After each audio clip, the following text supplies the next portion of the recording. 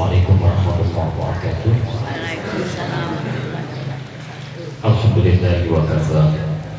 Wassalatu wassalamu ala Rasulillahi Mustafa wa ala alihi wa sahbihi wa man wafa.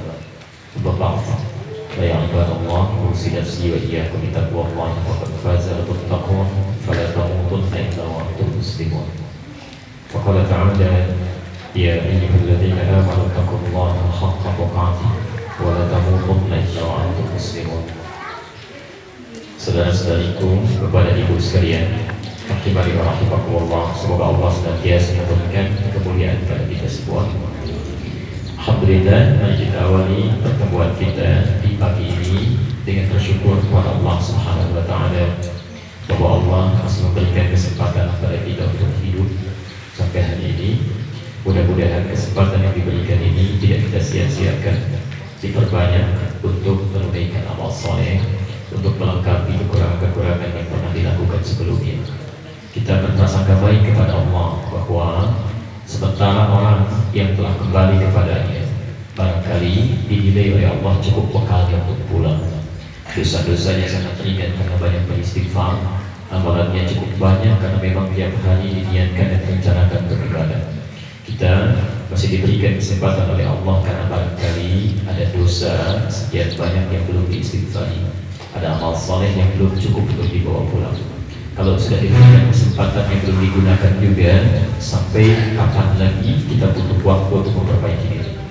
Karena itu Allah memberikan gambaran di Quran surah ke-57 Al-Hadid ayat ke-16. Al-Hadid itu besi ya, besi itu bisa keras bisa lunak, bisa keras bisa lunak. Ada nabi yang bisa melunakkan besi. Wa alanna lahul hadid, Nabi Daud ya. Kenapa bisa melunakkan besi? Karena dekat dengan Allah ya. Tapi ada sesuatu yang lebih keras dibandingkan dengan besi, tidak mudah melunakkannya. Namanya hati. Nah, pemilik hati itu adalah Allah. Di hati itu ada iman. Maka di ayat ke-16 ya, Allah mengatakan pada kita, ada orang-orang yang bisa melunakkan hatinya untuk dekat dengan Allah. Ada orang-orang yang masih keras seperti besi, sulit dilenturkannya. Maka kata Allah, perhatikan kalimatnya, alam ya'ni lil ladzina amanu an takhsha'a qulubuhum li dzikrillah. Apakah belum tiba masanya bagi orang-orang yang sudah menyatakan dirinya beriman, maksudnya masuk Islam, untuk serius menyiapkan dirinya lebih dekat dengan Allah lagi, meningkatkan pikirnya, ingatnya, lebih khusyuk dekat dengan Allah. Jadi maaf, kalau orang belum beriman, jauh dari Allah, itu tidak usah dipikirkan. Ada orang bukan Islam, gak sholat, memang bukan Islam, tidak usah dipermasalahkan. Ada orang non-muslim, ikut-ikutan zakat, gak usah dipikirin, tidak ada hubungannya. Yang jadi masalah itu adalah ada orang yang sudah beriman, masuk Islam, masih keras hatinya.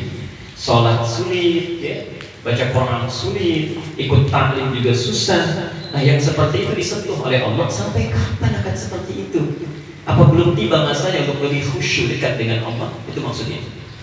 Dan kita tidak boleh merasa lebih baik, karena orang-orang yang berhak masuk surga pun barangkali ada di antara masyarakat saat ini, cuma tidak kelihatan oleh kita. Persaingannya ketat. Karena itu tunjukkan ayat itu untuk kita semua. Apakah sampai hari ini belum sanggup juga untuk bisa menghafal Quran? Apakah sampai hari ini belum bisa bangun tahajud juga? Apakah sampai hari ini belum bisa puasa juga?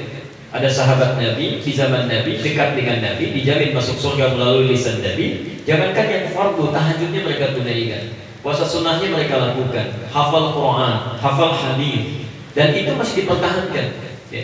Maka bagaimana dengan kita yang bukan sahabat Nabi? Surganya belum ada jaminan, amalannya masih berantakan, hisabnya masih menegangkan. Sampai kapan lagi kita diberikan kesempatan untuk memperbaiki diri? Itu poinnya. Nah, ini tidak bisa dilakukan kecuali kita memohon kepada Allah untuk dibimbing, sehingga kualitas iman kita meningkat. Nah, kalau Bapak Ibu ingin menguji tingkat keimanannya sudah setinggi apa, itulah tadi yang dibacakan di surah Al-Anfal tadi. Jadi saya datang, saya dengar sudah sampai Al-Anfal itu ya. Di ayat 2-nya kan menarik itu. Innamal mu'minuna alladzina idza dzukira Allahu wajilat qulubuhum Wa idza tuliyat 'alaihim ayatuhu zadatuhum imanan wa 'ala rabbihim tawakkalun. Insyaallah. Pelan-pelan ya, nanti kita sambung. Di Quran itu pemilik iman itu ada 4 jenis. Pemilik iman ada 4 jenis. Satu, istilah Qurannya itu aslamna. Aslamna. Quran surah ke 49 Hujurat ayat ke-14. Mudah-mudahan tidak keliru. Qalatil a'rabu amanna. Sementara orang Arab berkata kami telah beriman. Qul lam tu'minu. Katakan Muhammad, kalian belum beriman serius, belum sungguh-sungguh. Walakin qulu aslamna. Walamma yadkhulul iman fi qulubikum. Perhatikan kalimatnya. Di golongan pertama kata Al-Quran disebut dengan orang aslamnya, dari kata aslama ya, aslama plus ya. Perhatikan sini pelan-pelan. Kalau ada bahasa ini aslama artinya baru masuk Islam, baru Islam. Ana aslamtu lillah, ya, saya masuk Islam karena Allah. Oke, menundukkan patuh kepada Allah. Di aslama itu maksudnya baru berislam, baru syahadat. Baru syahadat. Tapi uniknya kata Quran, ada orang-orang yang sudah syahadat, baru syahadat, tapi syahadatnya cuma sampai lisan, tidak sampai ke hati. Ya, di imannya kalau sudah masuk ini, masuk Islam, dia sudah beriman, ya, tapi imannya tidak sampai hati, cuma di lisan saja. Cuma di lisannya, tidak sampai ke hatinya. Maaf, kalau orang yang lisannya sama dengan tidak sama dengan hatinya, orang apa namanya? Gitu. Jadi di lisannya A, di hatinya B, kan ya?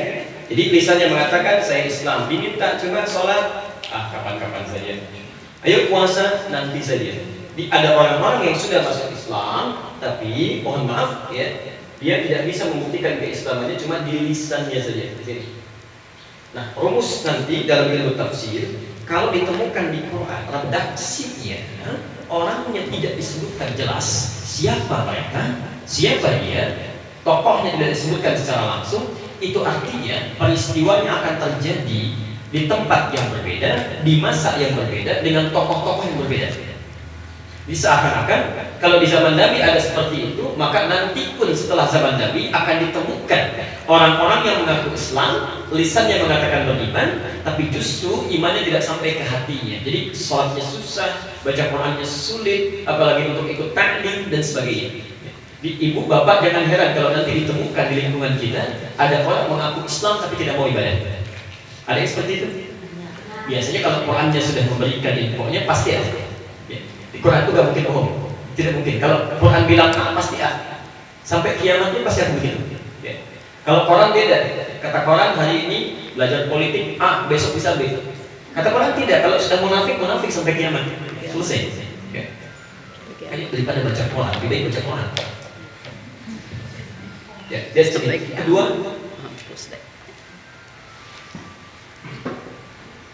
Redaksinya amanna atau amanu, ya.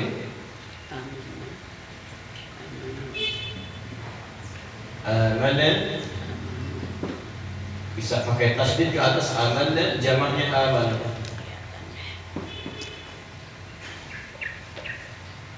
Kalau yang ini, yang kedua, dia sudah menyatakan beriman dan mau membuktikan imannya lewat ibadah, amal soleh. Ya, saya masuk Islam, saya beriman, mau sholat, mau puasa, cuma belum konsisten, masih naik turun. Ya.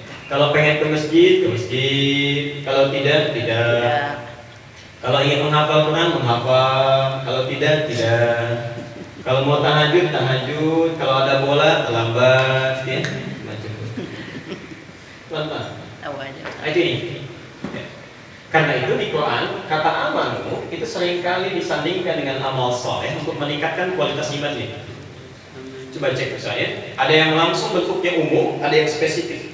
Umum misal, walaus indal insana lafi illa alladziina amanu wa amilus sholihat. Jadi kalau imannya ingin terus naik, ya, kita jaga supaya tidak turun-turun, maka bahasa Qurannya cepat rinci amal soleh. Dia harus punya target nih, punya target. Bisa seminggu ini target saya sholatnya meningkat. Bukan meningkat jumlahnya, subuh 2 jadi 3, ya tidak ya. Lihat, misalnya yang fardu tambah sunnahnya, ya. Boleh dari rawatib, naik lagi ke sholat mutlak, tahajudnya, macam-macamnya, konsisten sepekan ini. Latih selama sebulan, kalau sudah nikmat terbiasa. Nanti bulan depannya tambah lagi Qurannya, bulan depannya taklimnya, bulan depannya puasanya. Itu kalau sudah begitu, masya Allah, itu akan ada kenikmatan. Akan berbeda caranya. Kalau mau tahu caranya lebih spesifik, petunjuk nabinya, dibuka Sahih Al-Bukhari hadis nomor 1 sampai hadis nomor 57.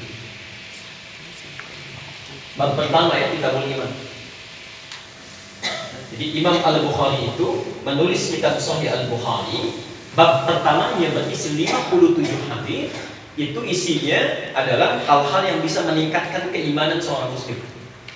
Jadi kalau ibu bapak ingin tahu bagaimana cara meningkatkan iman, keluarkan hadis-hadis itu. Nanti ada petunjuk dari Nabi.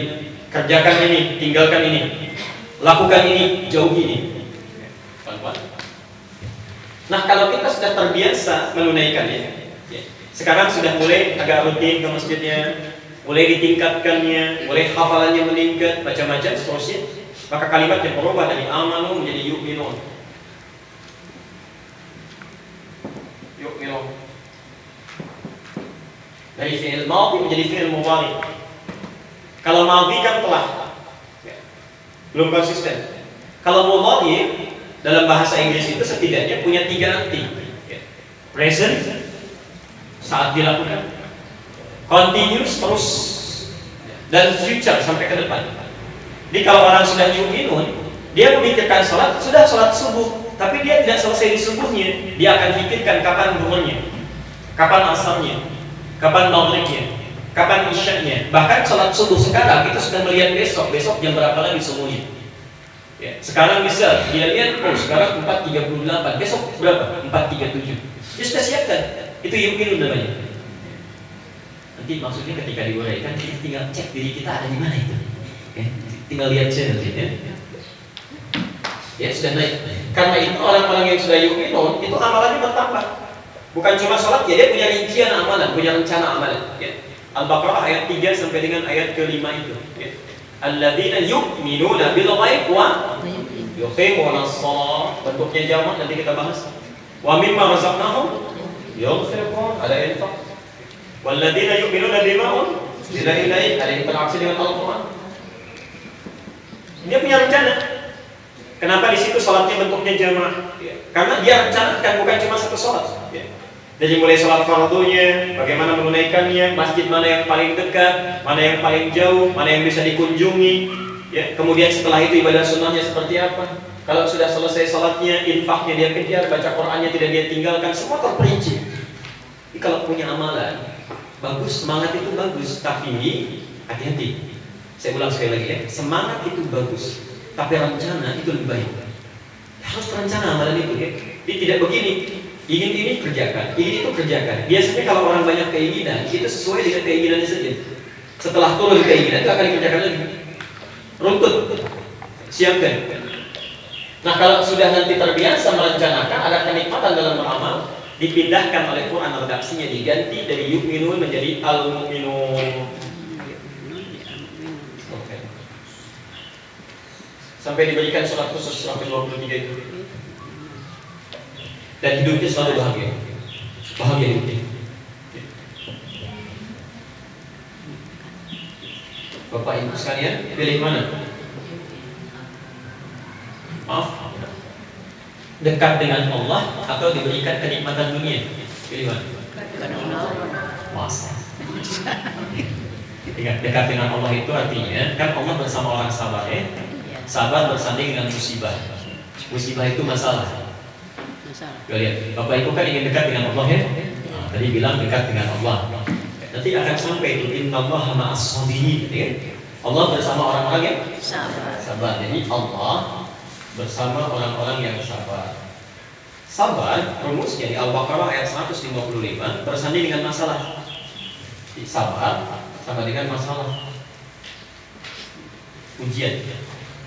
Walanabluwannakum bisyai, dan pasti setiap yang hidup kami akan uji dengan berbagai persoalan, masalah. Minal khauf, ada rasa takut, khawatir. Wal ju', rasa lapar. Wal naqsi minal amwal, kurangan harta. Wal anfus, maaf, ada yang sakit sampai meninggal. Wat thamarat, ada yang hasil kerja keras hilang. Wa basyiris sabirin. Jadi masalah bersanding lurus dengan sabar. Jadi kalau diberikan persoalan, kita mesti sabar. Orang sabar ini yang dekat dengan Allah. Jadi kalau ada orang ingin dekat dengan Allah, ya, dia insya Allah akan menjadi sabar. Tapi juga saat yang bersamaan dia minta diberikan masalah. Di saat ibu minta, ya Allah mohon berikan hamba kesabaran, artinya sedang kita masalah. Baik, pelan-pelan. Tapi anehnya katanya ingin dekat dengan Allah, tapi saat diberi masalah malah mengeluh. Sebetulnya maunya apa? Ini yang tidak tepat ini ya. Banyak masyarakat yang dilau itu antara dilema dan galau. Jadi pelan-pelan ya. Nah, kalau sudah dekat dengan Allah, kata Quran, kebahagiaannya luar biasa. Awalnya memang masalah, tapi masalah itu disikapi karena punya sabar, disikapi dekat dengan Allah, ada ketenangan dalam jiwanya, enak menerima masalah itu. Karena yakin ketika diberi masalah, tidak mungkin Allah berikan kepercayaan masalah kecuali mampu menanggungi. La yukallifullahu nafsan illa. Nanti saat tiba ke ayat itu kita akan jelaskan lebih dalam. Poinnya adalah orang-orang yang dihadapkan pada apapun sudah tenang, enak, sholatnya nikmat, bahkan hebatnya, masya Allah, maaf ya, hebatnya ada orang-orang yang ketinggalan sholat sunnah saja, gelisahnya luar biasa. Ada orang terlambat sholat fardu, ya biasa saja. Tapi yang ini tidak, ketinggalan sholat sunnah itu masya Allah, ada yang nangis, ada yang menyesal, ada yang merasa ya Allah saya gantinya pakai apa? Itulah al-mu'min. Bahkan nanti tingkat paling tingginya, jangankan amalan, begitu dibacakan ayat Allah pun atau nama Allah sudah ada getaran di jiwa. Ya, kira-kira kalau wafat sekarang cukup gak bakal, bisa nggak lihat nanti? Ya, bisa tidak bertemu dengan Rasulullah? Itu sudah. Dan bila dibacakan ayat-ayat Quran bertambah keyakinannya, iman. Jadi dia boleh rencanakan amal solehnya, macam-macam, itu orang bahagia itu. Maka turun ayat memujinya, qad aflahal. Tapi tidak mudah. Latihan salat khusyuk, alladzina hum fi salatihim khashi'un. Latihan untuk menghindarkan kata-kata yang tidak baik, alillahi mu'ridun. Latihan untuk menunaikan zakat dengan tepat dan seterusnya. Dan surganya tiga. Maksud saya, maaf, saya tambahkan dulu. Dan Allah tidak akan mungkin menyulitkan hidupnya. Dalam keadaan sulit pun Allah akan berikan kemudahan-kemudahan. Bahkan saat dihadapkan pada musuh yang sangat baik. Ya. Nah, dulu Nabi itu dilecehkan oleh orang-orang kafir saat pertama kali melakukan peperangan Badar. Cuma 300 orang menghadapi ribuan orang. Orang-orang ini saat keluar dari Madinah, itu masya Allah, ya, orang-orang yang luar biasa, keimanannya kuat, ya, bertekad bertawakal pada Allah. Sisi lain yang di Mekah, yang ribuan orang itu, mereka pamer, sombong. Ini ada orang-orang tidak pernah latihan perang, kita akan perangi. Jadi keluarnya itu, masya Allah ya, ada yang disambut, ada yang ketawa-ketawa, ada yang melecehkan, ribuan orang itu. Apa yang terjadi? Justru ketika terjadi peperangan itu, pertolongan Allah pada al-mu'minun itu turun. Quran surah 8 tadi ayat 9 ya kan? Istastaghifuna rabbakum fastajaba lakum anni mumiddukum bi alfin minal malaikati murdifin. Murdifin itu datang lagi. Yang mau saya sampaikan, saking kemudian dahsyatnya peperangan itu, menang orang-orang Islam. Perhatikan, tiba-tiba mereka kebingungan karena belum pernah perang sebelumnya, dan hukum peperangan pada saat itu kalau sudah ada yang kalah, semua harta yang ditinggalkan itu miliknya menang. Nah, harta yang ditinggalkan itulah yang disebut dengan anfal. Kalau nafal itu artinya sedikit, kalau anfal itu banyak. Saking bingungnya dapat harta yang banyak, bagaimana cara membaginya? Turunlah Quran surah ke-8 Al-Anfal, itu dimulai dari ayat pertamanya. Tapi yang mau saya sampaikan kisahnya adalah orang-orang yang dekat dengan Allah, levelnya sudah ke al-mu'min, maka tidak akan susah hidup, tidak akan sulit hidup. Bahkan akan tiba satu masa di mana Anda akan sangat sulit untuk merasa bersyukur. Gimana caranya mau syukur? Ya. Karena maaf, mau apa saja itu sudah ada gitu. Sudah ada. Bukan kebingungan meminta, bagaimana bingung bersyukur. Ya. Jadi mau ini ada, mau itu ada, dan lebih. Itu yang menarik. 300 orang dibantu menang lawan ribuan orang, di mana logikanya? Dan yang bingung itu bukan karena senang-senangnya, yang bingung itu ini harta banyak mau dikemanakan. Akan ada pemberian Allah yang sangat banyak dalam kehidupan sampai kita kebingungan mau pilih yang mana. Abu Bakar itu saking bingungnya hartanya banyak sampai diberikan aja semuanya. Mau apa lagi? Mau makan, makanannya ada. Mau minum ada. Mau apa lagi? Pertanyaannya, nah kita yang ada sekarang, ini ada di mana? Itu dia. Saya tahu di sini di Bait Al-Quran. Ya, yang mana levelnya? Ya. Apakah sudah sampai ini? Kayaknya nggak susah. Ya, atau minimal ada di sini? Iya. Atau jangan-jangan baru sampai sini? Ya. Naik, turun, ya. Si Sanjit yang mau ngapalin naik turun tangga. Aku capek di jalan. Baik, kita lanjutkan bahasan kita.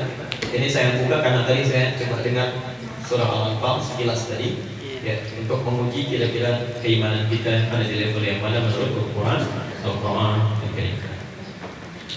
Baik, bismillahirrahmanirrahim. Kita lanjutkan bahasan kita di tafsir surah Al-Fatihah ayat ke-3 atau 4. Ayat ke-3, baik.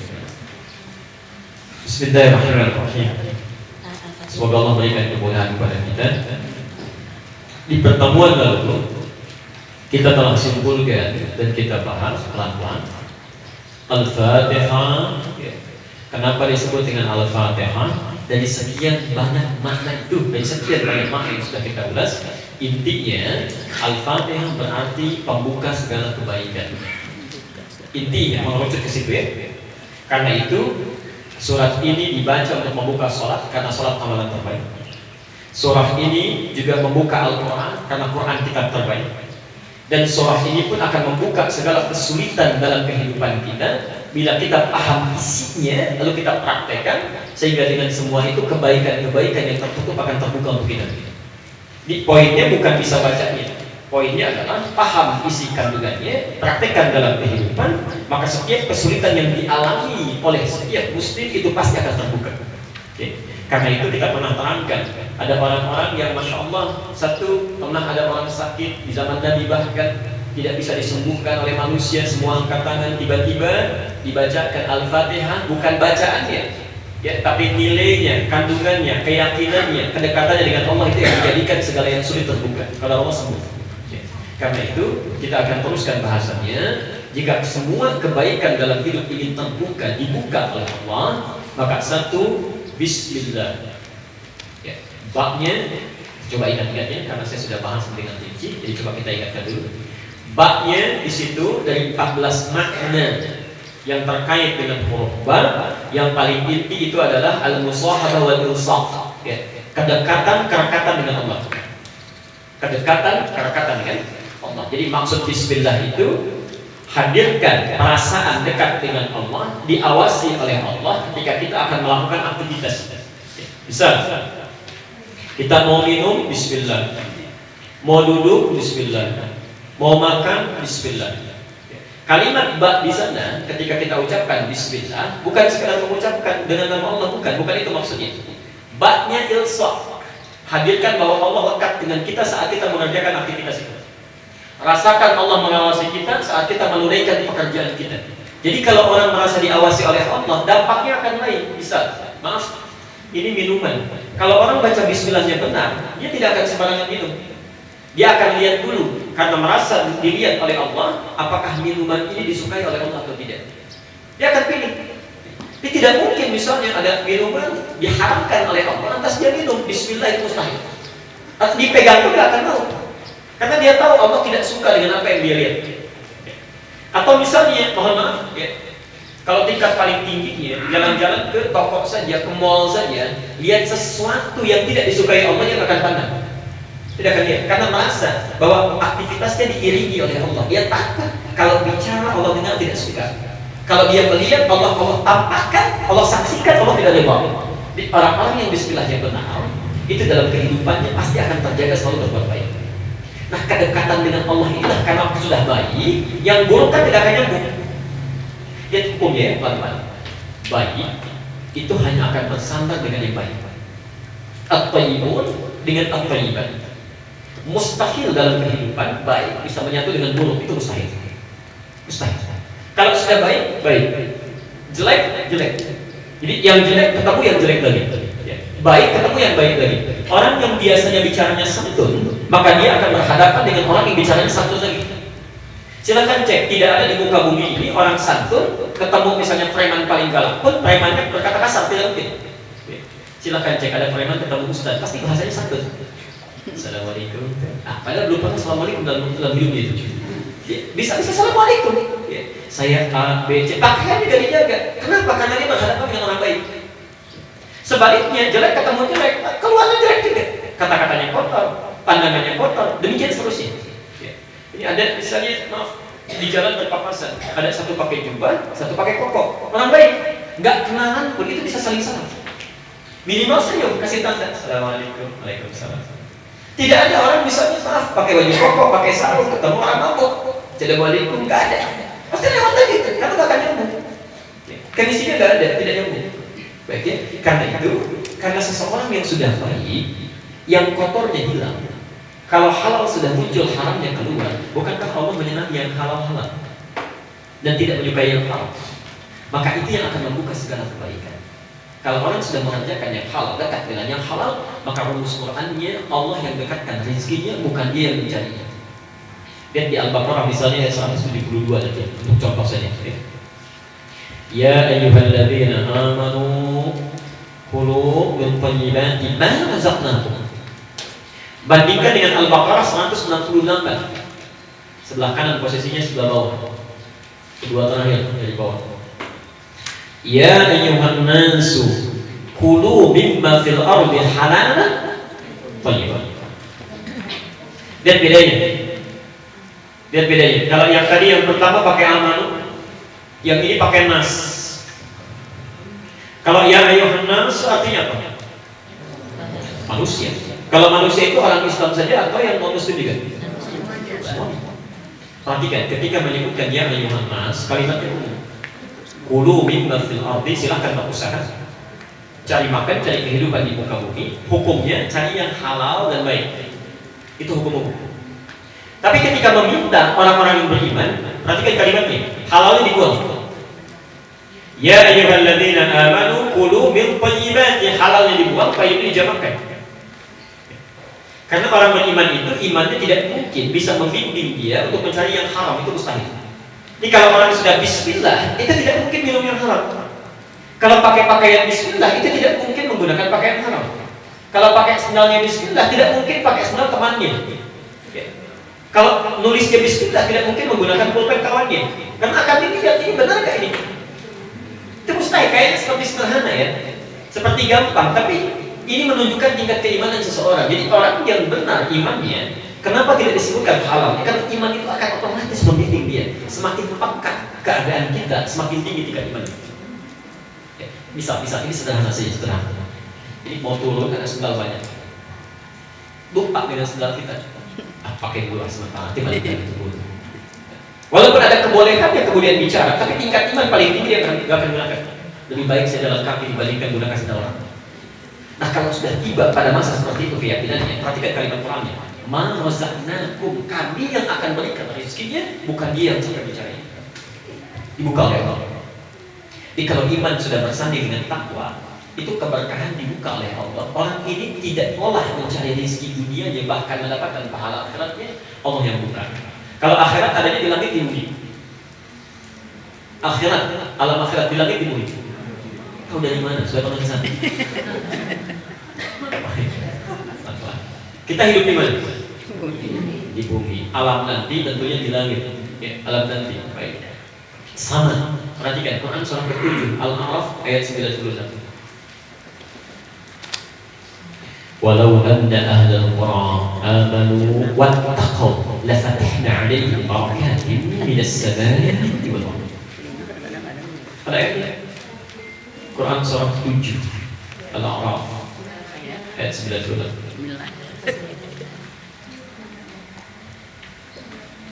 Sudah? Baik, temukan sebelah kanan posisinya. Walau anna ahlul qura, kalaulah satu penduduk Di situ diartikan negeri, ya, jamak dari kata Korea. Kalau semua, misal satu kota Bekasi ini bukan satu dua orang ya, bukan sifulan semuanya dia jaga imannya. Lu kalau iman itu sudah dilakukan, yang keluar namanya takwa. Ya. Bisa. Kalau orang minumnya dengan iman, itu minumnya disebut takwa. Di perbuatan baik yang terlahir lewat iman itu disebut takwa.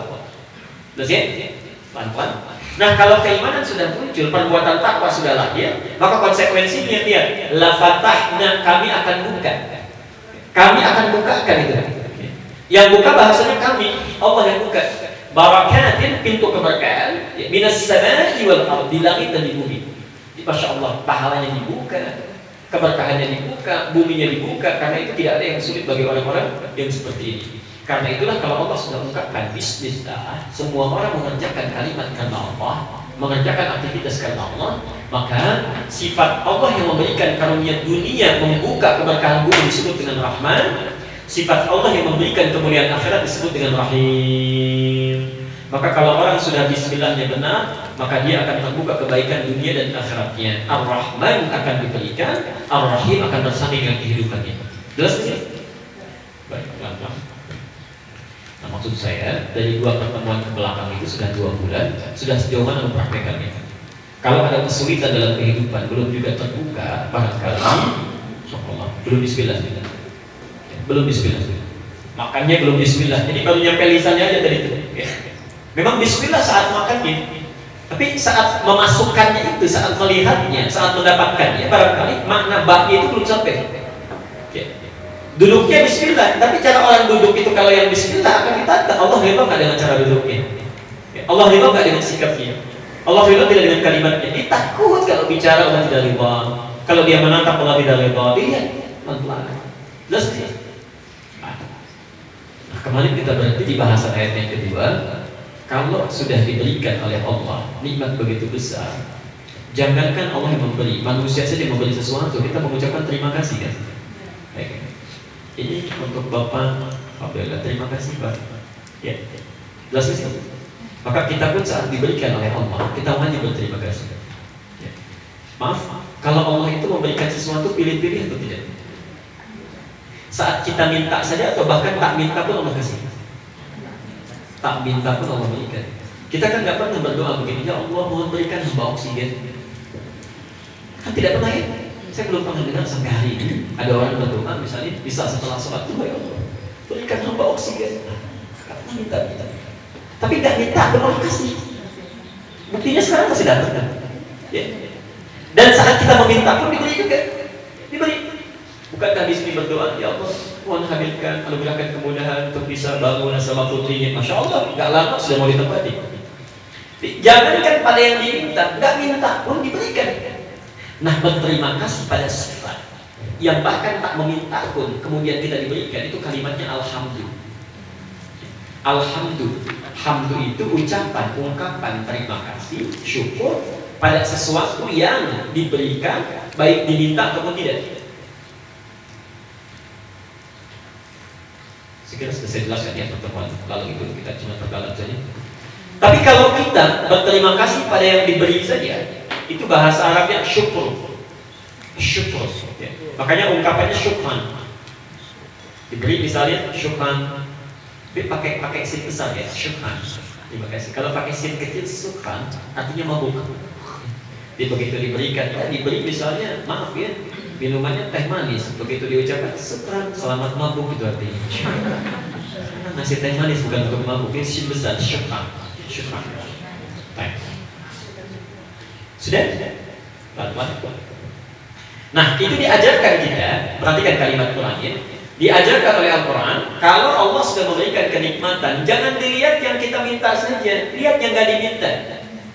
Jadi kalau kita ingin mensyukuri sesuatu, ya, jangan banyak melihat sesuatu yang saat kita mintakan belum nampak di hadapan. Lebih banyak lagi yang tidak kita minta sudah Allah berikan.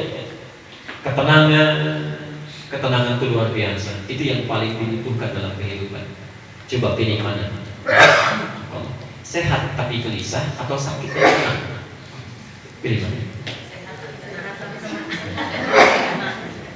Kaya tapi gelisah atau miskin tapi tenang? Gak ada pilihan ketiga, dua aja. Tidak mudah. Karena ketenangan itu penting. Penting ketenangan itu. Ibu juga kalau sedang tidak tenang nggak bisa itu ikut taklim dengan baik.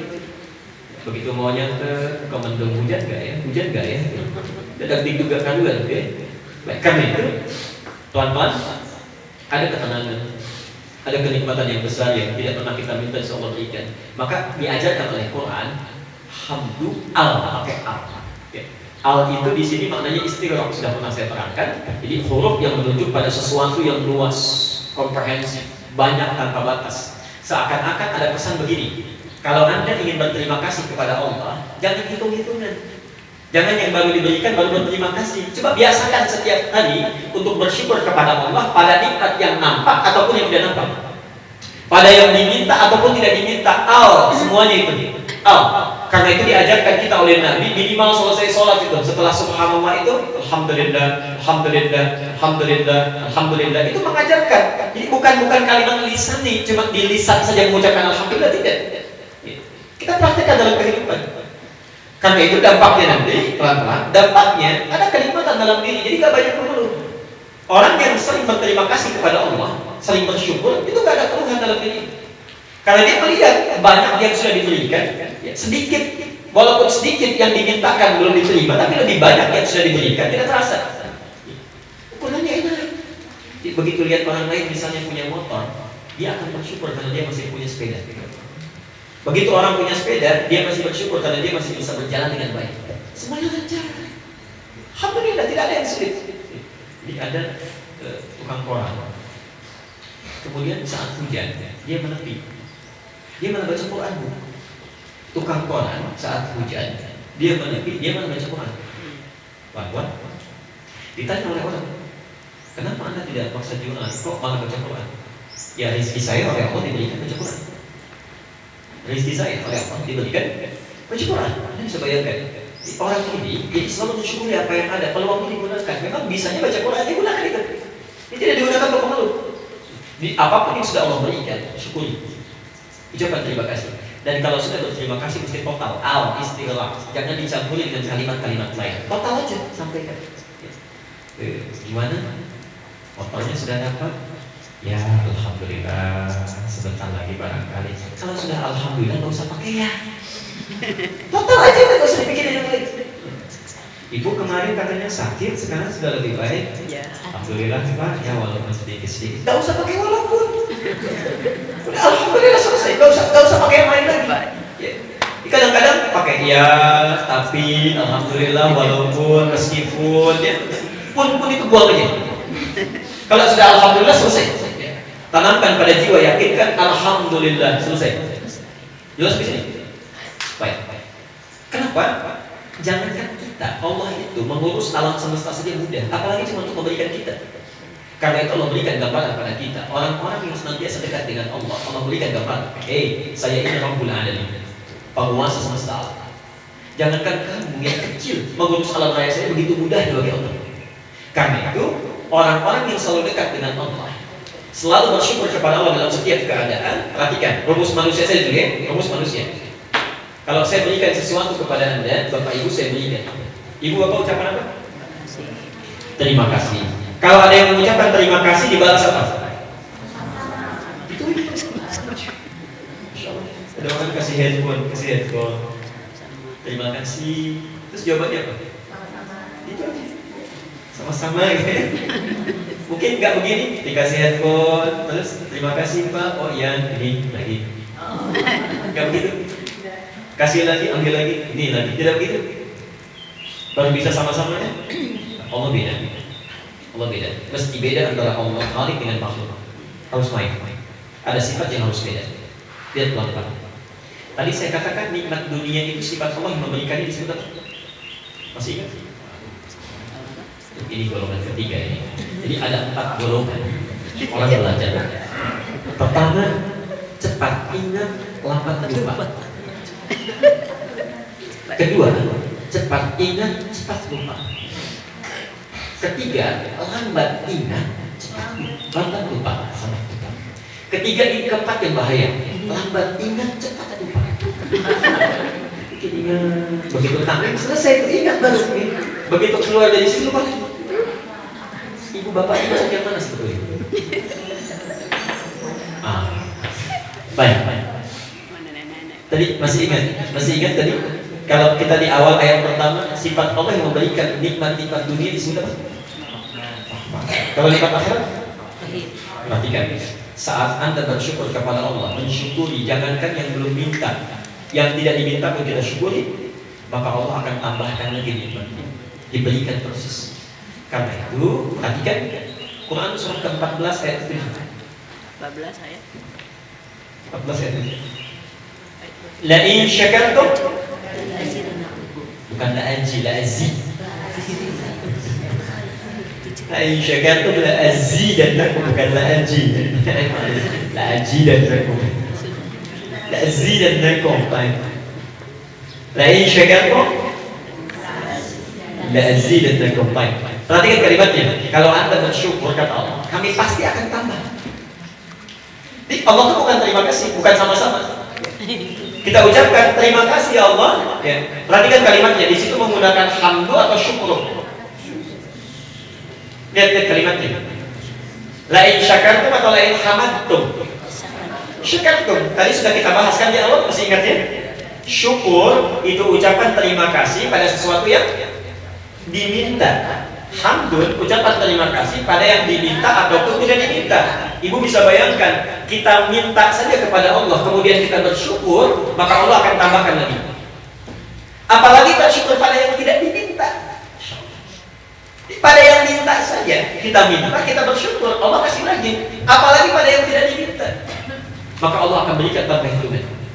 Karena itulah ketika Allah mengungkapkan Alhamdulillahirabbil alamin, mengajarkan syukur pada yang diminta ataupun tidak diminta, lantas orang melakukannya, maka Allah bukan cuma tambahkan dunianya. Biasanya kalau orang pakai kalimat syukur itu minta dunia itu. Coba ibu dengan bapak kalau berdoa, mana yang didahulukan? Dunia dulu apa akhirat? Mustahil itu dunia, pasti dunia dulu. Sebelum minta surga, saya yakin itu ya, yang belum nikah minta nikah dulu, kan? Yang belum punya rumah minta rumah dulu, yang belum punya mobil minta mobil dulu, baru setelah agak enakan baru akhirat. Makanya doa yang paling populer, coba doa yang paling sangat digemari, favorit apa doanya? Dunia dulu, baru setelah itu Al-Baqarah 201 itu, wa minhum may yaqulu rabbana atina fid dunya wa fil akhirati wa qina. Doa apa itu? Doa sapu jagat. Doa sapu jagat. Ada doa sapu nggak ada jagatnya. Ada doa jagat nggak ada sapunya. Kalau doa sapu nggak ada jagatnya. Rabbana zalamna anfusana wa in lam taghfir lana wa tarhamna lanakunanna. Sapu dosanya tuh, biar nggak sejagat tuh sapu. Kalau doa jagat nggak ada sapunya, itu PR buat pertemuan selanjutnya. Ya. Kalau ketemu saya datang, kalau nggak ketemu saya nggak datang. Ya, teruskan dulu sudah. Jadi kalau orang bersyukur kepada Allah pada yang diminta ataupun tidak, maka Allah bukan sekedar memberikan dunianya. Tadi kan la in syakartum la azidannakum. Orang minta dunia Allah kasih. Ya. Tapi kalau orang minta kepada Allah, kemudian dia syukuri itu tanpa peduli pada yang minta atau tidak, maka Allah berikan lebih daripada dunianya, dunia dan akhiratnya. Sifat dunia disebut dengan Rahman, sifat akhirat disebut dengan Rahim. Maka diungkapkan kembalilah ayat itu Ar-Rahman Ar-Rahim tanpa bismillah. Ayat 3-nya Ar-Rahman bismillahnya tidak ada. Karena bismillah itu latihan dari Allah. Orang melakukan sesuatu karena Allah, maka Allah berikan kenikmatan dunia dan akhirat. Orang berterima kasih kepada Allah, ditambah lagi Rahman Rahim. Di pahalanya tambah, ya. Dunianya bertambah. Ada orang diberikan harta benda oleh Allah, dia zakati, dia infak, dia sedekah, masya Allah, dia keluarkan itu. Maka dunianya ditambah, dijaga oleh Allah harta. Pahalanya ditambah. Sifat Allah yang menambah nikmat dunia disebut dengan Rahman. Sifat Allah menambah nikmat akhirat disebut dengan Rahim. Jelas ini? Ayat ini juga memberi kesan ada kaitan dengan Rabbul Alamin. Jadi kalau Bapak Ibu baca kitab-kitab tafsir klasik, tafsirannya akan begini. Kenapa kalimat Rahman dan Rahim di sini diulang kembali dalam tanda petik? Ya, karena di Quran tidak ada pengulangan. Di Quran itu nggak ada yang diulang. Ya. Bahasa tafsirnya taksisun bi makna jadi. Kalau ada kalimat terlihat seperti diulang di Quran, itu bukan pengulangan, tapi sebuah pembentukan makna baru. Jadi ada makna baru di balik kalimat yang disampaikan itu. Tidak sama dengan makna yang semula. pembentuk makna yang baik. Sekarang lihat, kata ahli tafsir dulu, kenapa kalimat Ar-Rahman Ar-Rahim di sini dimunculkan kembali? Mereka kaitkan dengan kalimat Rabbul Alamin. Ibu bisa terbayang Bapak, kalau presiden itu biasanya hebat tidak? Raja itu hebat tidak? Bapak Ibu kalau ketemu presiden kata-katanya diatur tidak? Jangan presiden, ketemu polisi saja, ketemu komandan polisi, kira-kira bicaranya bebas atau diatur? Deg-degan atau biasa? Itu kan. Apalagi bertemu dengan penguasa seluruh alam. Apa yang terbayang? Khawatirnya, waduh, ini nanti sifatnya kuat, hebat. Takut kalau minta nggak dikabulkan. Takut kalau bicara salah dihukum. Tidak. Maka Allah turunkan, walaupun saya penguasa semesta alam, saya Rahman dan Rahim. Saya punya rasa sayang. Ini pendidikan kepada orang-orang yang dititipkan kekuasaan. Jangan berlebihan. Seakan-akan Allah katakan, saya saja yang menguasai semesta alam, masih punya sifat Rahman, masih punya sifat Rahim. Masa kamu yang punya kekuasaan kecil yang saya titipkan pun bersifat sembarangan? Jelas sih? Karena itu mudah bagi Allah untuk menukar, membolak-balik kekuasaan itu. Pernah dengan ayatnya, Qulillahumma malikal tu'til mulka man wa tanzi'ul mulka mimman. Ayat surat apa itu? Ayat berapa? Pak Ustaz. Ayat 2. Baik, sebelah kanan posisinya. Baik, pelan-pelan. Jelas di sini? Jadi Ar-Rahman Ar-Rahim setidaknya memiliki dua arti. Satu, Allah ingin menunjukkan pesan. Baik, simpulkan. Makna Ar-Rahman Ar-Rahim pertama, kalimat Ar-Rahman Ar-Rahim. Kalimat Ar-Rahman Ar-Rahim sudah memberikan pesan yang kuat.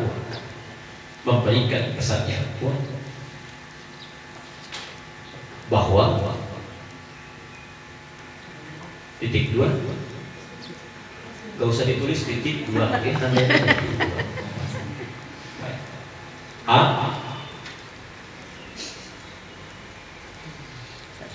Allah akan melipat gandakan kenikmatan dunia dan akhirat. Allah akan melipat gandakan kenikmatan dunia dan akhirat bagi hambanya yang selalu bersyukur.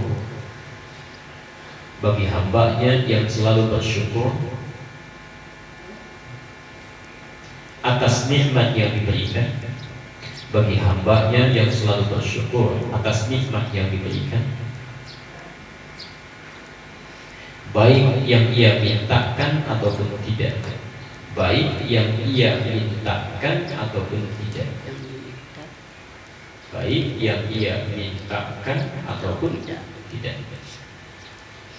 Allah akan melipat ganda nikmat dunia dan akhirat bagi hambanya yang senantiasa bersyukur atas nikmat yang diberikan, baik ia mintakan ataupun tidak. B. Ayat ini juga memberikan pesan pada setiap hamba. Ayat ini juga memberikan pesan pada setiap hamba yang diamanahi kedudukan dan kekuasaan,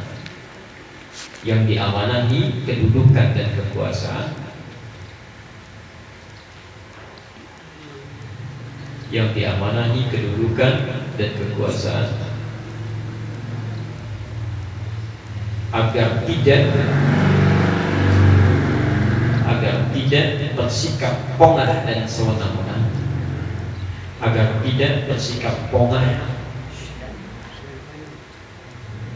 sewenang-wenang, menggunakan kekuasaan.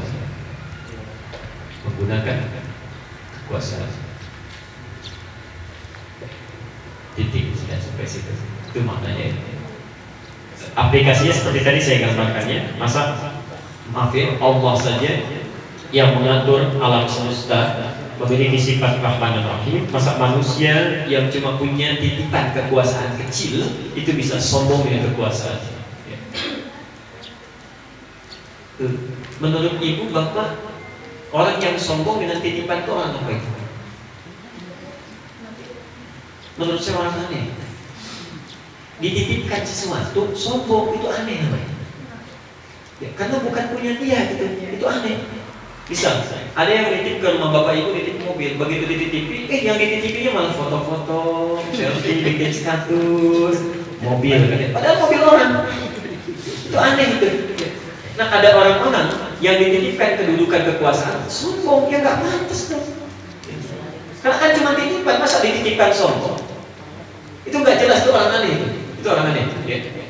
Ada yang seperti itu? Ada, namanya Fir'aun. Ya, jadi kalau ada orang-orang punya kedudukan sombong, nah itu keturunan Fir'aun itu. Kalau nggak tobat, ya. Dalam tanda petik saja, tanda petik. Jelas di sini? Sekarang lagi musim tahun singa katanya. Ya.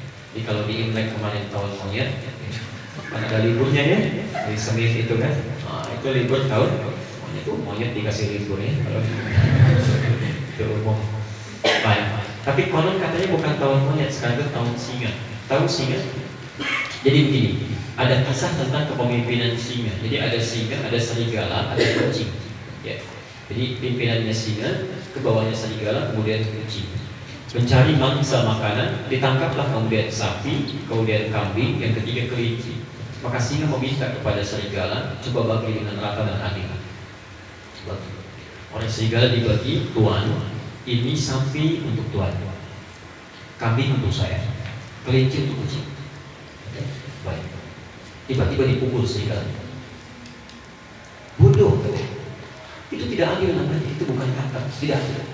Kucing bagi. Kucing belajar dari pengalaman, maka dibagilah oleh kucing.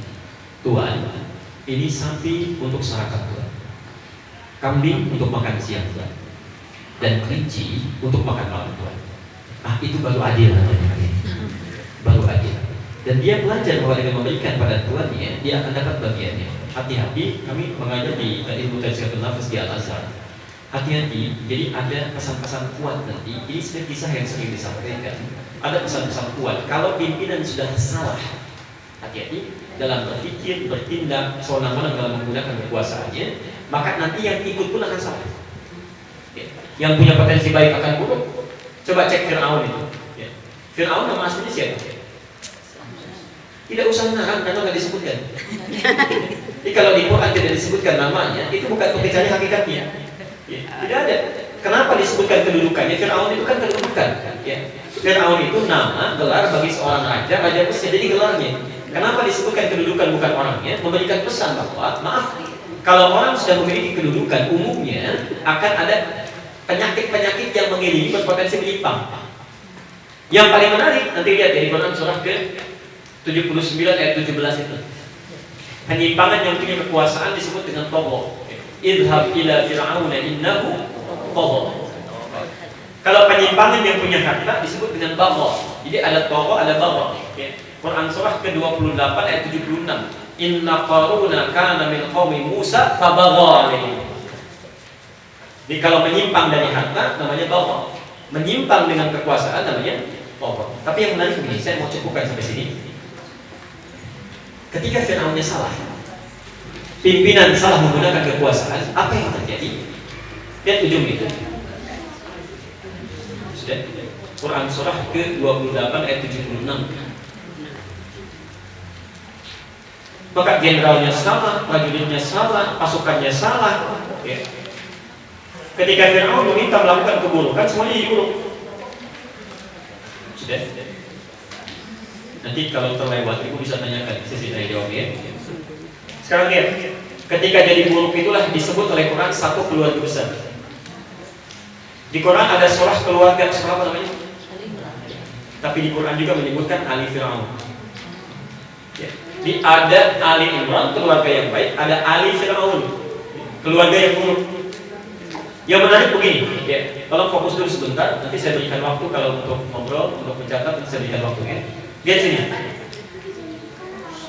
Baik. Imran, kenapa disebut dengan al keluarga? Karena Imran anaknya baik, Maryam cucunya soleh, semuanya. Tapi yang menarik, Ali Fir'aun, keluarga Fir'aun itu bukan keluarga besarnya. Yang dimaksudkan itu perdana menterinya, tentaranya, pasukannya, itu disebut oleh Allah satu keluarga besar. Al-Baqarah ayat ke-49, itu kalimat alun pertama untuk Fir'aun. Wa idh najjaynakum min ali fir'aun yasumunakum su'al adab. Sebelah kiri paling atas. Wa idh najjaynakum min ali fir'aun yasumunakum su'al adab. Pakai al di situ. Dan ingatlah hai kaumnya Musa ketika kami selamatkan kalian dari keluarga besarnya Fir'aun.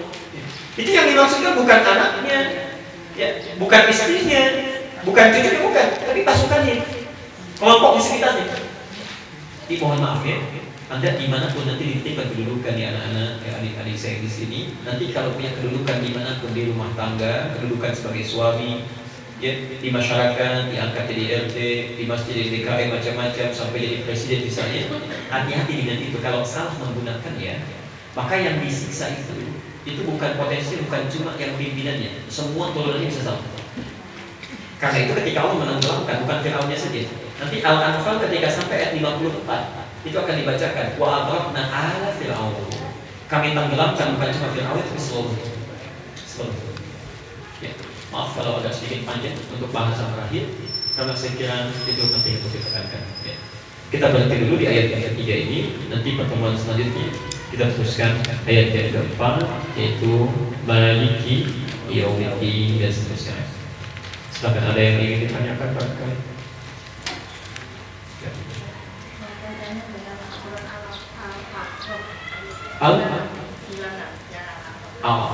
Itu bagaimana? Nah, itu yang sekiranya penduduk negeri beriman dan bertakwa, pasti akan melimpahkan kepada mereka surga dari langit. Dan pertanyaannya adalah bagaimana kalau dalam suatu negeri itu hanya yang beriman dan yang tidak beriman itu separuh-separuh itu. Bagaimana? Apakah bisa yang beriman tetap diberikan? Baik. Pertanyaannya bagus sekali. Ada ayat di Quran surah Al-A'raf ke-7 ayat 96. Kita bacakan dulu ayatnya. Walau anna ahlal qura amanu wattaqu lafatahna 'alaihim barakatin minas samaa'i wal ardh. Kalaulah sekiranya, kalaupun sekiranya, kalau ada bahasa lalu itu biasanya harapan pada sesuatu yang terjadi, tapi umumnya nyaris sulit untuk didapatkan. Nyaris sulit, bukan mustahil, tapi umumnya nyaris sulit. Misal, kalaulah se-Indonesia ini semuanya beriman, bisakah se-Indonesia beriman? Bisa, ya, tapi tidak mudah, tidak mudah. Sesuatu yang bisa dicapai tidak mudah. Buktinya Umar bin Abdul Aziz bisa memberikan kesejahteraan, ya, tapi tidak mudah untuk mendapatkan itu semua. Baik. Kalaulah sekiranya satu penduduk di satu negeri semua beriman dan bertakwa, kami bukakan pintu keberkahan di langit dan di bumi. Itu banyak sekali maknanya. Di antara makna yang paling mudah dipahami, bayangkan, ini sebetulnya kalimat ingin menyampaikan pesan begini. Kalau satu negeri saja beriman, ya, kalaupun satu negeri, jangankan satu dua, kalaupun satu negeri saja kami turunkan berkah. Apalagi cuma satu dua. Ya. Jadi kalau cuma satu dua yang diturunkan, kepada satu dua itu saja. Pada satu dua itu saja. Tapi Allah yang menyampaikan begini, berkah kami ini luas. Ya. Jangan cuma satu dua yang beriman bertakwa. Kalau semuanya pun beriman bertakwa, kami turunkan semuanya. Coba deh ibu cek ya. Ibu kan, saya sangat punya keyakinan, lebih lama punya pengalaman dibanding saya. Ya. Ibu masanya kan sudah melalui ya. Saya sekitar 31 tahun. Ibu mungkin sudah 50 tahun ke belakang ya, berjalan. Artinya ibu mengalami masa-masa perpindahan masa kan. Ya, tahun 50-an, tahun 60-an, tahun 70-an, 80-an, ya, yang saat kami belum lahir. Coba bedakan, enak mana kondisinya dulu apa sekarang? Dari ketenangan ya, bukan dari kemajuan. Ya, coba lihat. Bahkan kalau diurut lebih jauh lagi, masa-masa dulu saat yang Islamnya bagus, imannya bagus, takwanya bagus, bukankah lebih sejahtera? Bukankah kerajaan-kerajaan yang jadi negara sekarang dulu pecahan di Nusantara? Brunei Darussalam itu pecahan. Malaysia, ya, macam-macam itu kan pecahan tuh. Kesultanan-kesultanan itu. Ya. Seketika dekat, yang aneh itu begini. Saat seseorang dekat dengan Allah, pasti hidupnya enak. Maaf, Islam itu bisa jaya karena dekat dengan Allah. Anehnya, ketika orang-orang Barat mengambil petunjuk-petunjuk dari Quran, diambil oleh mereka, diterapkan, mereka bisa maju. Yang hebat orang Islam ketika mendekat pada Quran maju, ketika meninggalkan Quran jauh dari Allah dan Rasulnya mundur. Coba lihat. Ini sebetulnya kesuksesan itu melekat berbanding lurus dengan iman dan takwa. Jadi kalau kita tingkatkan iman dan takwa, ketenangan datang, pekerjaan mudah dilakukan, kesuksesan hadir. Ini kata Allah, jangankan 1-2, kalau sekampung semuanya dekat dengan Allah, kami berikan untuk sejahtera. Cuma saya kan ujung ayat itu belum diteruskan. Ya, sebagian memilih untuk jauh, sebagian memilih untuk jauh. Artinya apa? Kalau cuma 1-2 orang yang beriman dan takwa kepada Allah, 1-2 ini mendapatkan. Tapi kalau sekampungnya mau beriman kepada Allah dan Rasul, dia satu nanti mau dekat, maka Allah akan turunkan keseluruhannya, bukan cuma di bumi tapi langit dan bumi. Ya. Karena itu di ayat tadi nanti ada pilihan personal. Ya, di Quran surat 65 apa? Di ujung ayat kedua sampai awal ayat ketiga. Jadi ayat 2 dan 3. Quran surat 65 ayat 2 dan 3. Ini sering dibikin kaligrafi. Wa may yattaqillaha yaj'al lahu makhraja wa yarzuqhu min haitsu la yahtasib. Insyaallah. Bahkan nanti di ujung ini ditutup yaj'al lahu min amrihi yusra. Pelan-pelan. Coba lihat man huruf menunjuk kepada subjek yang sifatnya umum. Mau laki-laki, perempuan, dewasa, kecil, siapapun. Lihat kalimatnya. Quran surah 65 ayat kedua sampai ayat 3. Dan siapa saja yang mampu meningkatkan takwanya kepada Allah, maka persoalan kehidupannya akan diurai, dilepaskan. Hidupnya mudah. Tawaran dari apa? Lihat dulu sih. Takwa berbanding lurus dengan solusi dari masalah. Jadi kalau orang meningkatkan takwanya kepada Allah, maka persoalannya akan diurai, solusi datang. Jadi kalau ibu bapak punya masalah, misal tidak selesai padahal hartanya sudah keluar, ilmunya sudah maksimal, tenaga sudah kuat, tapi masalah nggak pernah tuntas. Coba cek barangkali masalahnya di takwa. Pasti di situ itu. Saya punya keyakinan mutar-mutar keliling dunia pun sampai kiamat kurang 2 hari, ujung-ujungnya ke situ juga. Sehari lagi buat sadar kenapa putar-putar itu. Ujungnya akan ke situ juga. Ya. Coba maafin, penyakit gak pernah tuntas. Berobat sana, berobat sini, berobat sana, semua mengatakan tidak mungkin. Ujung-ujungnya minta ke Allah juga, takwa juga. Ujung-ujungnya berdoa juga. Nah, kalau sudah tahu solusinya, kenapa tidak dikerjakan dari Allah? Kata Quran, tingkatkan takwa, masalah diurai. Hebatnya, wa yarzuqhu min haitsu la yahtasib, ayat 3 ini. Bahkan rezekinya pun yang terhambat itu akan dimudahkan. Dibuka oleh Allah. Aktivitas akan dimudahkan. Jadi kalau ada seseorang yang beriman bertakwa saja, maka diberikan pada orang itu. Tapi kalau semakin meluas, maka keberkahan itu akan luas. Lebih bagus lagi. Sekira itu. Yang punya gunung siapa? Yang punya laut? Allah. Masya Allah. Mudah bagi Allah untuk menentukan gunung. Gunung jangan batuk. Kalau gunung tidak batuk, tidak ada namanya misalnya gunung meletus, tuh ya. Masya Allah. Udah apa namanya? Lautan, ya tidak usah panas dingin, tidak usah mabuk, tidak usah naik ke atas, berat jadi tsunami, jadi macam-macam. Coba cek itu di Brunei itu saya belum pernah dengar tuh ada perempuan di Brunei misalnya. Karena memang daerah paling aman, ring of fire-nya itu nggak ada. Jadi kalau nggak pengen gempa itu gabung ke Kalimantan, daerah-daerah sana itu, daerah-daerahnya daerah bagus. Tapi poinnya mudah juga bagi Allah kalau tidak ada gempa, mudah memberikan bencana, mungkin kena ini, kena itu dan sebagainya. Tapi ketika orang memberikan dengan Allah, hukumnya diterapkan, relatif tak punya banyak masalah. Ya, sekira itu ya, gue. Silakan gue. Jadi yang kita harus bersyukur kepada Allah itu apakah kita cukup mengucapkan alhamdulillah saja atau bagaimana tambahannya? Baik, ini yang saya tunggu pertanyaan ini. Ini yang saya tunggu dan ini ditanyakan, dan sekaligus ini penutup dari jawaban pertanyaan hari ini. Kita belum selesai tadi materinya, bagus sekali. Kita diminta bersyukur kepada Allah, tapi kita bertanya bagaimana caranya. Ini poin berikutnya. Kita lihat dulu, tadi baru setengah dari mana syukur, belum ke cara. Kata Quran, la in syakartum la azidannakum. Kalau kita bersyukur Allah tambahkan nikmat. Bagaimana caranya? Nah, kita lihat dulu. Syukur dalam tatanan aplikasi itu beda dengan syukur dalam tatanan teori. Kalau teori tadi, syukur itu ucapan terima kasih ya, pada nikmat yang kemudian kita mohonkan lalu diberikan. Tapi dalam tatanan aplikasi, perhatikan betul ini ya. Kata syukur itu tidak pernah disebutkan dalam bahasa Arab kecuali bersanding dengan satu bukti apa? Yaitu menggunakan nikmat yang diberikan sesuai dengan fungsi yang ditetapkan. Saya ulangi. Menggunakan nikmat yang diberikan sesuai fungsi yang ditetapkan. Itu syukur namanya. Saya ulang, nanti kita beri contoh. Menggunakan nikmat yang diberikan sesuai fungsi yang ditetapkan. Bisa. Apa fungsinya mata? Tuh, sudah salah. Saya ulang, apa fungsinya mata? Tuh, diulang, keliru lagi. Kita sepakati ya, kalau tidak tahu kita katakan Allah. Apa fungsinya mata? Sudah puluhan tahun tidak tahu fungsi mata. Coba lihat, kita kalau berbicara dengan iman itu beda dengan jawaban biasa. Kalau iman ukurannya Quran. Kita lihat apa kata Quran. Quran surah ke-24 ayat 30 untuk laki-laki, ayat 31 untuk perempuan. Qul lil mu'minina yaghuddu min absarihim. Lihat untuk laki-laki. Katakan Muhammad pada para pria-pria yang punya iman. Kata dia, syukurkan bersanding dengan iman ya. Masih ingat tadi bahasanya? Lihat Quran.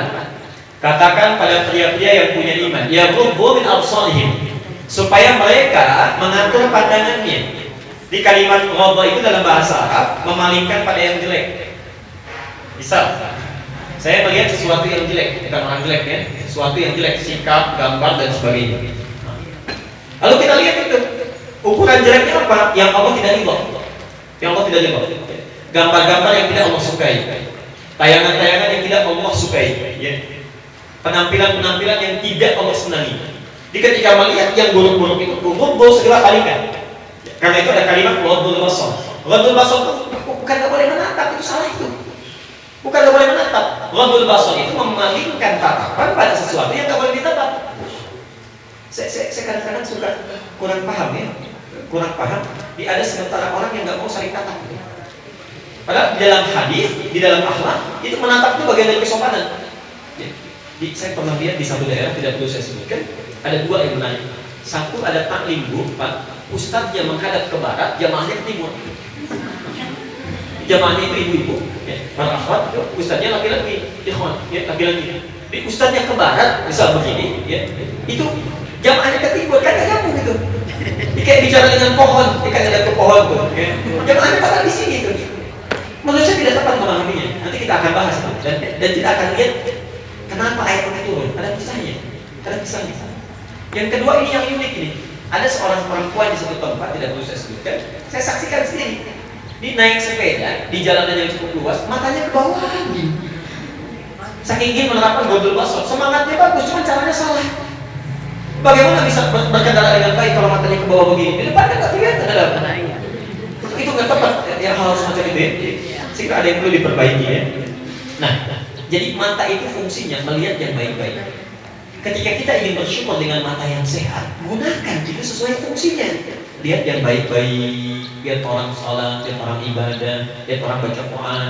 Kalau bicara cakap dengan baik, kalau ada syarat telinga, itu maksudnya. Telinga apa fungsinya? Baik-baik. Karena ada yang begini, anehnya kalau mata diminta memalingkan dari yang buruk, kalau telinga oleh Quran disebutkan ada orang yang telinganya tersumbat, gak bisa dengar yang baik. Kebalikannya itu ya, indah bahasa Quran. Kata Quran, mata palingkan dari yang buruk-buruk. Tapi ada orang yang punya telinga gak bisa dengar yang baik-baik.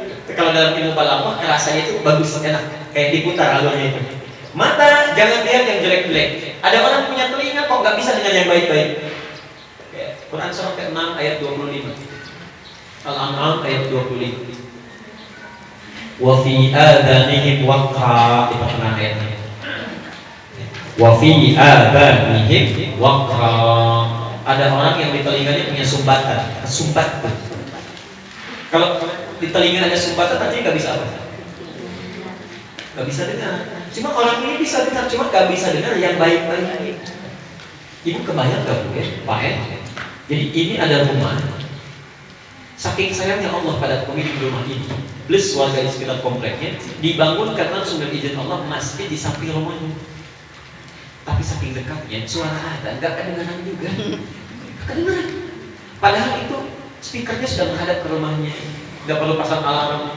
Kalau subuh nggak pakai as-salatu minan naum sudah kedengaran. Tapi jadi kebalik, yang adzan as-salatu khairum minan naum, yang ini an-naumu khairum minas shalah. Tidur aja itu, nggak bisa bangun. Tapi kalau ada dengar konser musik bisa di GBK, kedengaran. Malah jauh jaraknya. Ke masjid melangkah tidak bayar, nggak bisa berat langkahnya. Ke tempat jauh yang bayar jutaan pun bisa datang. Ada yang salah, ada yang keliru. Itu uang fi anda nih wakaf. Jadi kalau kita diberikan nikmat telinga yang sehat, maka gunakan yang baik-baik. Karena orang terlalu banyak mendengar yang buruk-buruk, nanti tertutup kebaikannya, jadi sumpatan di telinganya. Apalagi kalau makan yang buruk-buruk, masuk lewat mulut yang haram, menyebar lewat darah, itu bisa nutup pandangan yang baik, ya, bisa nutup telinga pendengaran yang baik dan seterusnya. Termasuk maaf diberikan oleh Allah nikmat pakaian, gunakan yang baik-baik. Nikmat kendaraan, pakai dulu untuk yang baik-baik, itu maksudnya. Kalau sudah digunakan untuk kepentingan ibadah, maka Allah akan berikan tambah kenikmatan. Minimal kalaupun tidak bertambah dari sisi penggunaannya, dari sisi maaf kuantitasnya, mobil tidak nambah, tapi kenikmatan pada mobilnya enak, manfaat, berkah gitu ya. Jelas di sini. Kita cukupkan dulu ya. Kali ini saya kira kita cukupkan untuk materi hari ini. Semoga Allah memberikan kebaikan pada kita semuanya. Sebelumnya kami ingin bagikan informasi pertama. Insya Allah di bulan yang akan datang kita di pekan kedua hari Kamis, mudah-mudahan tidak ada kendala. Bila tidak keliru kami tadi disampaikan sekitar tanggal 10 Maret. Baik, nanti kalau ada perubahan kami kabari jauh hari sebelumnya, dan jadwalnya kita bisa dilihat ya di internet juga bisa di-download. Itu satu. Yang kedua, insya Allah hari Ahad ya, kami di Al-Ihsan Pondok Timur Mas PTM yang di daerah Galaksi itu bisa dicek di internet juga, dicari aja Al-Ihsan PTM Pondok Timur Mas. Ada acara itu cukup bagus menurut saya, dari pagi sampai sore full day ya. Acaranya satu ada talk show, Pak Wali Kota insya Allah datang ingin menerangkan tentang makna ihsan dalam kehidupan ya. Kan lokasinya itu fotonya kota ihsan. Apa sih ihsan ya? Kita bisa lihat. Nanti ada gambaran situasi terkini keislaman ya, dari MUI kita juga nanti bisa akan datang. Yang kedua, ada juga nanti talk show seputar launching metode cepat menghafal Quran. Nanti ada boothnya, ada tenda khusus. Di situ ada mushafnya, kami sudah cetak mushaf khusus untuk hafalan Quran. Ya. Nanti kalau ingin perbandingan, misalnya silakan hadir. Ada nanti. Kemudian ada juga informasi pre-college. Di college itu sekolah persiapan pra universitas. Nanti ada informasi-informasi seputar beasiswa di negara mana saja, gitu ya, dan sebagainya, cara-caranya dan seterusnya. Plus nanti ada kelas yang kita siapkan untuk persiapan kelas itu. Nanti ada juga satu board, satu tenda untuk taklim. Jadi maksudnya bukan taklim aja, bukan. Jadi ada materi-materi taklim yang bisa dicetakkan. Jadi boleh download, boleh apa, bebas. Jadi ada beberapa kumpulan ceramah yang belum barangkali ditampilkan di YouTube, yang belum diupload. Ada materi-materi kayak PowerPoint, ada program-program. Nanti silakan bagi yang berminat. Nanti kalau bisa ada USB yang lebih banyak kapasitasnya silakan ambil ya. Mungkin bisa diinstal kemudian. Dan acaranya dari pagi sampai dengan sore ya, itu full day. Jadi silakan lihat saja mana yang paling mudah untuk diikuti, silakan pilih salah satunya. Informasi yang paling gampang nanti masuk ke webnya, klik aja bisa di Google cari Al-Ihsan PTM. Itu saya kira rundownnya sudah di-upload, jadi susunan acaranya dari mulai pagi sampai dengan sore. Satu, dua, kegiatan taklim yang biasa berlangsung malam Jumat di Masjid Al-Ihsan yang kita permain, nah, sekarang berlangsung di Al-Ihsan juga ya, di PTM, bukan yang di Jakarta Permain tapi di Pondok Timur Mas. Itu sama biasa. Jadi kita buka puasa sama-sama setelah maghrib dan taklim ya, pekan 1 dan 2 ilmu hadis. Tapi sekarang sudah mau masuk ke bahasa Arab, di bahasa ilmu hadis. Jadi kalau nanti ada santri juga yang ingin bergabung belajar bahasa Arab cepat, nah itu sekarang baru mau masuk materi pertamanya ya, ba'da maghrib ya, ba'da maghrib sampai dengan ba'da isya. Pekan 3 dan 4-nya itu sesi untuk istiftah. Jadi persoalan-persoalan yang dijawab dalam kehidupan. Ya. Jadi kalau ada masalah-masalah dalam sebulan itu pekan 3 dan 4 bisa bergabung di Masjid Al-Ihsan Pondok Timur Mas Ba'da Maghrib sampai dengan Ba'da Isya. Kemudian malam Sabtunya, tapi ini acara khusus untuk yang ikhwan yang laki-laki. Ada maghrib di masjid yang sama. Maghrib itu acaranya dari mulai Ba'da Maghrib sampai subuh. Ya, jadi minat di situ difasilitasi. Malamnya ibu bisa ikut yang sesi maghrib Ba'da Isya ya. Itu juga sama, jadi kita mengalokasikan waktu semalam untuk Allah. Masa sebulan kita nggak punya waktu ini. Nanti pada maghrib sampai isyanya itu tanya jawab diskusi. Jadi kalau punya persoalan selama sebulan kumpulkan itu dibahas pada malam itu. Ya. Kemudian malamnya ada tahajud ya, untuk yang laki-laki. Kemudian menjelang fajarnya nanti ada taklim. Yang taklim pertama ini itu tentang fikih keluarga. Di bimbingan di keluarga harus seperti apa gitu ya untuk peran laki-laki. Nanti peran untuk keibuan menyusul kemudian. Saya kira itu informasi yang bisa disampaikan. Mudah-mudahan sebagiannya barangkali kalau ada bermanfaat silakan saling berbagi untuk diikuti dan disebarkan kembali. Demikian, tidak ada kebaikan itu dari Allah dan Rasulnya silakan diamalkan. Kalau ada kekurangan itu bukan kesalahan saya, mohon dimaafkan. Tinggalkan pendapat saya, pendapat peserta yang lebih baik. Subhanallah wa bihamdika asyhadu an la ilaha illa anta astaghfiruka wa atubu ilaik. Wa akhiru da'wana alhamdulillahi rabbil alamin. Assalamualaikum warahmatullahi wabarakatuh.